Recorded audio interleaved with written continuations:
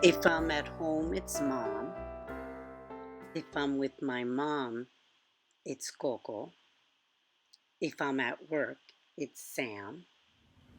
If I'm in my neighborhood, it's Sam Boogie. And if I'm with my Spanish family, it's Samabi. I move in all these different worlds I want to tell you about. But first, I want to go back to the beginning. It's an immigrant story, it's a woman's story, and it goes back generations. My grandma and grandpa came to New York from Puerto Rico in the 50s and started their family here. Grandma gave birth to two children, my mom and uncle. She was a stay at home mom. She took care of me too. I would say she didn't live her dream of coming to America and being more of an independent woman. It was a hard life to have those family obligations without having any time for herself. And without speaking English, she couldn't get a substantial job. Nonetheless, she was a loving grandmother. My mom got raised by both her parents. She met my dad, who was an immigrant from Colombia, South America, one night dancing salsa while playing the guitar. She was mesmerized by his sweet talk and charm. Although she had no marriage, no relationship, had me. My grandpa wanted to kill her. He did not make it to this country as an orphan for her to get pregnant at 20.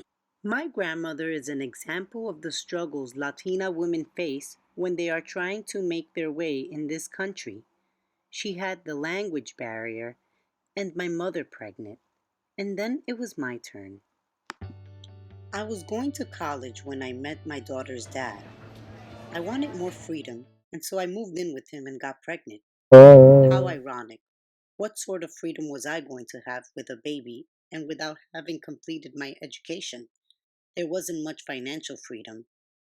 Shortly, we got engaged, but things didn't work out between us, so we ended up breaking up when my daughter was 2. At the time, I was 25 years old. I wanted to build my family, especially since I was raised by a single mom and had never met my dad. I didn't want the same for my daughter, but I couldn't stay with her dad because he was super lazy. I'd rather, like they say, do bad by myself than to be with someone married that I'm not happy with. No. Talk about resilience and self determination. I always think But I took charge of my life, bearing the image as another Spanish single mom statistic. And no, I did not fit people's preconceptions and opinions and prejudices by becoming, as they call it, a welfare queen. I went to work. I work in a corporate office in Midtown as a legal secretary. There they call me Sam. Most people where I work have a hard time pronouncing my name Samadi. It's not an American sounding name. It's unusual. On my first day at work, after being introduced to the CEO as Samadi, he asked if it was okay if he called me Sam. From that day on, I introduced myself as Sam when I am meeting people who only speak English. I'm a different person at work than at home and in my neighborhood. Not many people I work among are single parents like me. In this corporate culture, most people share the same values and standards. It's a male-dominated environment, and mostly white men are in position of power. Most are married with several children or engaged. And I'm sort of an outsider, because I'm not married, and I have a child.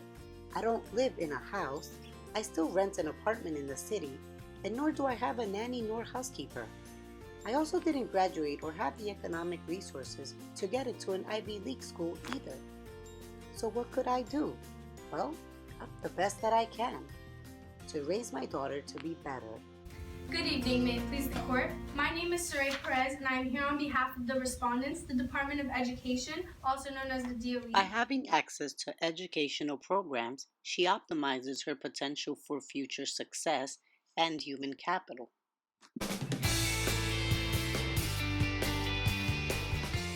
I knew I had to to cultivate the character and sense of duty in my daughter if I wanted her to be an exception. I wanted her to be socially well-rounded, confident, and athletic. So I enrolled her in activities such as swimming, volleyball, tennis. I sacrificed my Saturday mornings to take her at 8:30 in the morning in the train as a toddler. But I felt it was important and beneficial for her later on. I registered my daughter in a different zone school. I didn't mind taking 2 trains and having a long walk if it meant she was going to a more desirable school community. So I decided to go back to college because I had stopped going after my daughter was born. I figured I need to set the example that I want to see in her. I want her to study hard, get good grades, play sports, and have friends that are doing the same sorts of things that are positive and healthy.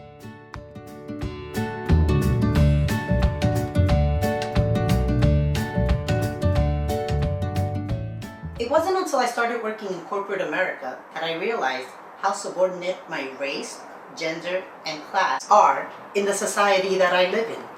I never knew how much value some people from certain foreign countries place on obtaining an American citizenship. The interesting thing is that when I visit my dad's family in Colombia, oh yeah, I met my dad when I was 27, but that's a whole other story within itself. They see being an American as a superior attribute to have. I have a cousin that tells me, Prima, you don't know how lucky you are to be American. and I'm like, I'm not really American in comparison to the people I work among. What I mean is, although I'm American, I wasn't born with white privilege. I had to work hard to provide for my daughter and I. I didn't have anything handed down to me from guidance to money from my parents. I provide a comfortable home and fun vacations for us so that we build unforgettable memories. I was lucky to find a comprehensive academic program that supports and prepares her with the skills necessary to pursue a higher education.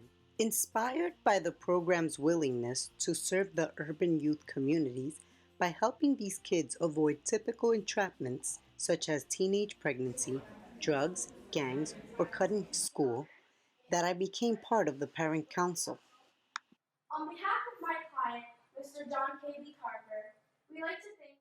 I feel passionate about giving back to communities that need improvement, primarily when it comes to children. That's why I volunteer to do charity work along with my daughter. By participating in doing the charity work, not only does it look good on college applications, but it helps her understand the importance of what a community is capable of doing together in order to help those in more need than ourselves. We're doing some gardening so we can help out a public school in the Bronx, in the South Bronx. And look, everyone else here is trying to... It's nice for the kids that live around here to have pride about their school that they go to. People are always asking me, when are you going to settle down and get married? You need financial security. You need to grow old with someone. And I'm like, well, I'm glad that works for you. I'm not unhappy with my life. I do wish I made better choices when I was younger.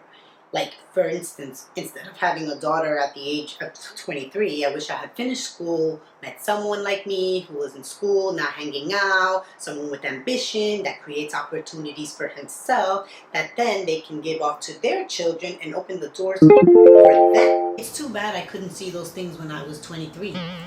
All I knew was what I saw. I'm still working it out. This is not a picture-perfect story with a bow on top. I'm doing the best I can. And I'm here to say there's a lot of different ways to be a mom in Manhattan. I'm just one way women are resisting the traditional narrative.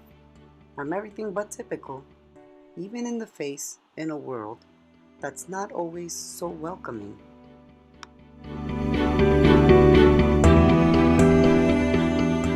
I hope you enjoyed my story. I made this video because I wanted to create solidarity among women with similar experiences. It's important to feel like you have someone to connect to, someone who understands your struggles, so that you know you are not alone.